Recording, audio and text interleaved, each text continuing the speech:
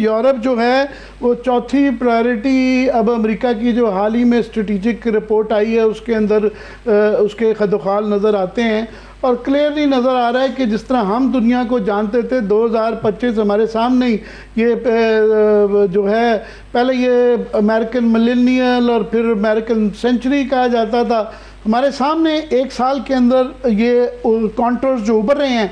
Europe में NATO जो है वो उसका हैयत तब्दील होते हुए नज़र आ रही है, पता नहीं तहलील हो रही है, और EU के भी प्रॉस्पेक्ट्स, जर्मनी और फ्रांस की इकोनॉमीज़ की जो सूरत हाल है, जो यूक्रेन की जंग है, क्लियरली रूस जब तक अपने टर्म्स पे उसके नहीं हो, वो इंटरेस्टेड नहीं है और गालबन उसकी तरफ जा रही है, और उसकी सूरत में जो है यूरोप के ऊपर इम्पैक्ट जो है, और ख़ास तौर पे चीन के हवाले से भी कि जिस तरह हमने देखा कि अफ़गानिस्तान में सोवियत यूनियन के ब्रेकअप के अंदर एक कंट्रीब्यूट किया था उसका इकोनॉमिक फैक्टर, तो रूस जो है उसकी अंदर जो है इस जीत के अंदर जो है चीन का, उनको सस्ता तेल मिल रहा है, उनका इक्विपमेंट वहाँ चीन जो है रूस के अंदर चल रहा है, साइबेरिया उनके लिए ओपन हो गया है। तो यूक्रेन की जंग और जिस तरह वो इख्तिताम पजीर या जिस हालत में भी वो जो जा रही है, उसके जो लेटेस्ट उसकी सिचुएशन है, उसका दुनिया में बिग पिक्चर क्या कैसे देखते हैं आप? देखिए, आपने बड़ा अहम नुक्ता यहाँ भी रखा है। जो यूक्रेन में इस वक्त जो हालात हैं, उसने ये फरवरी 2022 में जंग शुरू हुई थी, अब यानी चौथा साल अब होने वाला है 2 महीने बाद। तो इस जंग से सबसे पहले जो इम्पैक्ट बना था वो था एनर्जी प्राइसेस जो थी वो बढ़ना शुरू हो गई और कई जगहों पर डबल से ज़्यादा हो चुकी हुई, ख़ासतौर पे गैस एंड इलेक्ट्रिसिटी जो है, और मतलब और भी असबाब है। लेकिन इसके बाद ये जो जब एनर्जी की कॉस्ट बढ़ती है तो आप जानते हैं कि हर चीज़ की कीमत बढ़ जाती है, इन्फ्लेशन हो जाती है, प्रोडक्शन कॉस्ट बढ़ जाती है। तो जो इकॉनमी सभी मुतासर हुए हैं, पूरा यूरोप मुतासर हुआ है, लेकिन सबसे ज़्यादा जो मुतासर हुआ है वो मुल्क हुआ है जिसकी सबसे बड़ा इंडस्ट्रियल बेस था, और वो जर्मनी है। लेकिन अब जर्मनी के सामने बड़ी अजीब एक हालत है कि वहाँ की जो राइटिस्ट पॉपुलिस्ट गवर्नमेंट जो बनी हुई है इस वक्त, वो कोशिश ये कर रही है कि वो नेटो की जो बिखरती हुई हालत में उसमें एक कायदाना किरदार हासिल करे। तो जिसके लिए वो अपने दिफाई बजट में इजाफा कर रहे हैं, लोगों की कंपल्सरी मिलिट्री सर्विस का प्रोग्राम इंट्रोड्यूस करा रहे हैं, ताकि वो एक परसीव्ड थ्रेट फ्रॉम रशिया जो है उससे निपट सके, एक यूनाइटेड फ्रंट बना के यूरोप का, वेस्टर्न यूरोप का बना के अगेंस्ट रशिया।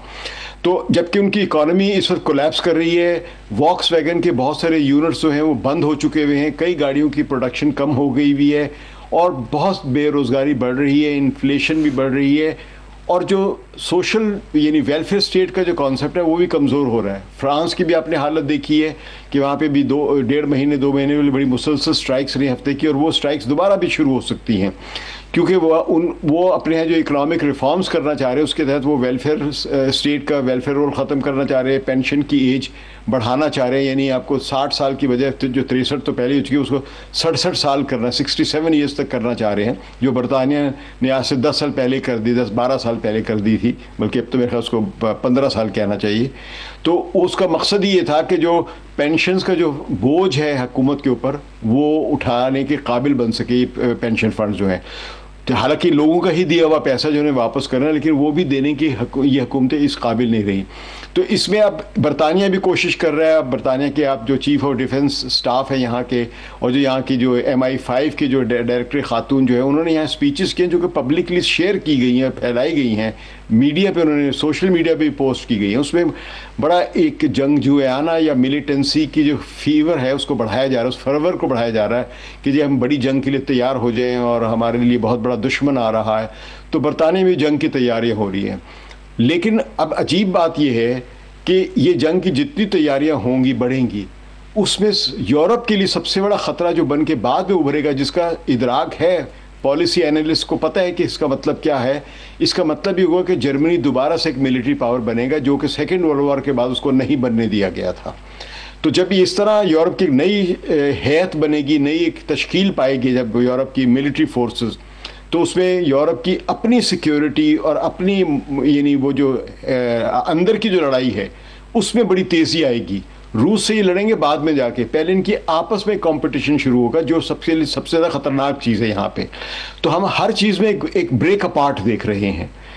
अब बरतानिया कोशिश कर रहा है कि यूरोपियन यूनियन में किसी तरह आए अमली तौर पे। अब वो क्योंकि रेफरेंडम दोनों मरतबा ब्रेक्सिट वाले ही जीते हैं, तो वापस जाना तो मुश्किल है। लेकिन ये कि जो उसकी इकोनॉमिक कॉस्ट है ब्रेक्सिट की, वो बढ़ती ही चली जा रही है। इस वक्त बरतानिया की जो इस साल जो गई है, यानी इस महीने, जो पिछले महीने नवंबर में जो गई है, उनकी एक आप कह लेंगे ग्रोथ रेट जो है वो 0.1% है। अब एक ऐसा मुल्क जिसकी पॉपुलेशन ग्रोथ ही 1% से ज़्यादा है, वहाँ पे 0.1 का मतलब है माइनस असल में। तो अब इन हालात में ये इनकी इकोनॉमीज़ जो हैं, अगर यहाँ के हालात देखें, यहाँ पे जो एंटी माइग्रेशन जो माहौल बन रहा है, वो सारी की सारी चीज़ें नेगेटिव्स हैं इस सोसाइटी के। उसमें इंस्टेबिलिटी आएगी, सोशल इंस्टेबिलिटी आएगी, अंदर के फसादात हो सकते हैं, इकोनॉमिक कोलैप्स है। और ये सिर्फ बरतानिया और फ्रांस की बात या जर्मनी की बात नहीं, तकरीबन हर मुल्क में आप देखिए राइटिस्ट फोर्सेस बढ़ रही हैं। राइटिस्ट फोर्सेस बढ़ेंगी, एक पॉपुलिस्ट हुकूमत राइटिस्ट अगर आएंगी तो इनकी और इकोनॉमिक ग्रोथ कम होगी, बढ़ेगी नहीं। तो उसमें मतलब बहुत सारे लोगों के मसाइल, चैलेंजेस सामने नज़र आ रहे हैं। और यही चीज़ें जो है फिर एक जंग के माहौल को भी पैदा करती हैं। जब हुकूमतें अपने मसाइल हल नहीं करती या हल करने की पोजीशन में नहीं होती, तो वो फिर एक जंग का रास्ता भी इख्तियार करती हैं। मैं डॉक्टर साहब से इस बड़ी अहम बात की है सिकलैन ने कि एक तो ये तमाम यूरोप की क्लियरली नज़र आ रही इन हालात के बावजूद वो बज़िद हैं कि यूक्रेन की वो जो है रशिया की टर्म्स पे नहीं होने जा रहे, और उसको चाह रहे हैं कि वो प्रोलॉन्ग्ड रहे। और जो है अमेरिका की रिलक्टेंस के बावजूद यूरोप, हालांकि क्लियरली नज़र आ रहा है कि उनके साथ वही होने जा रहा है जो बरतानिया में का हाल सेकेंड वर्ल्ड वॉर के बाद हो गया था कि कर्ज़ों में जगड़ गया। और जिस तरह अमेरिका की इमरजेंस हुई उसके बाद अब चीन की हो रही है। पर मैं लार्जर कॉन्टेक्स्ट में डॉक्टर साहब आपसे कि क्लियरली एक सेंटेंस है ग्लोबल साउथ की, जो कि 88% पॉपुलेशन है, 40-45-50% के करीब दुनिया का GDP है, और वेस्ट की एक डिसेंडेंस नज़र आती है हमारे खित्ते के लिए। हर मुल्क अकॉर्डिंगली उसके मुताबिक एडजस्ट कर रहा है। हम तो स्ट्रेटिजिकली CPEC की वजह से स्ट्रेटिजिकली ग्लोबल साउथ से ज़्यादा अलाइंड हैं। अमेरिका की बजाय मेरा ख्याल ट्रंप के साथ हमारी ट्रांजैक्शनल या पर्सनलाइज किस्म की तो दोस्ती हो सकती है, वो मगर नहीं है। इंडिया हमारे लिए बड़ा इंपॉर्टेंट है, उनको भी ये फैसला करना है क्योंकि इस साल ब्रिक्स की समिट जो है इंडिया में होनी है। उनके लिए दो बहुत बड़े फैसले हैं। एक कॉमन करेंसी की जो है पहले वो अपोज करते रहे, दूसरा वो एक बैलेंसिंग एक्ट करते रहे जिसकी शायद वो गुंजाइश ना हो। कैसे आप देखते हैं ग्लोबल साउथ की सेंडेंस और इंडिया के साथ वीज़ावी हमारा उसके साथ जो एक रिलेशन बनता है? डॉक्टर साहब, तब भी मैं एनालिसिस कर दिया, मगर मैं चाह रहा हूँ उसको आप सम अप कर सकेंगे।